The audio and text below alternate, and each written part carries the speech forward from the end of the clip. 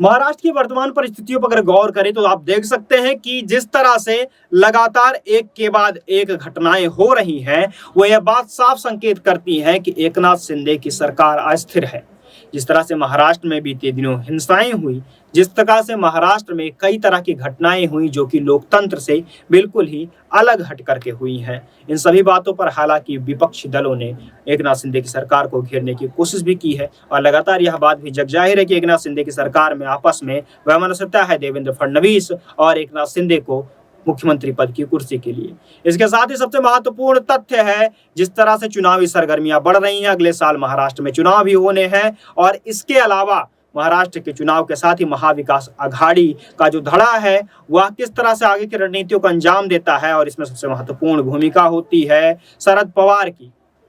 राष्ट्रवादी Congress party के अध्यक्ष शरद पवार अपने ही भतीजे यानी कि अजित पवार से बेहद ही तंग आ चुके हैं, क्योंकि आपने देखा कई बार यह बात सामने आ चुकी है कि अजित पवार लगातार भाजपा से जुड़े हुए हैं और इसी बात को सबसे छुपाने के लिए, इसी बात के ऊपर कवर करने के लिए सुप्रिया सुले और प्रफुल्ल पटेल को पार्टी का कार्यकारी अध्यक्ष बनाया गया है और जिसकी अगुवाई सीधे तौर पर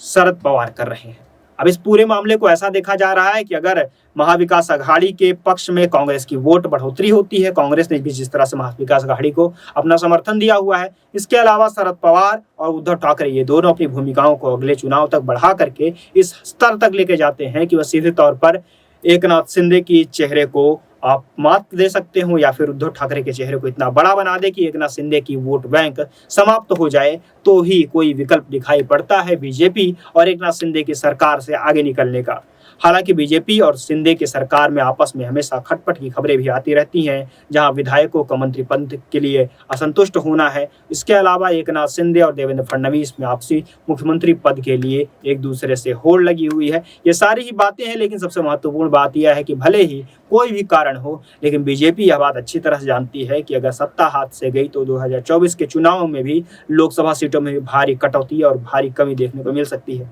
यही एक कारण है कि एकनाथ शिंदे भी अपने राजनीतिक लालच, यूं कहिए कि अपने राजनीतिक रसूख और अपनी राजनीतिक जरूरतों के अनुसार बीजेपी से जुड़े हुए हैं। खैर, जो कुछ भी हो, महाराष्ट्र की राजनीति अब भी तनातनी से भरी हुई है और लगातार इसके ऊपर अस्थिरता बनी हुई है जो कि दिन प्रतिदिन बदलती रहती है।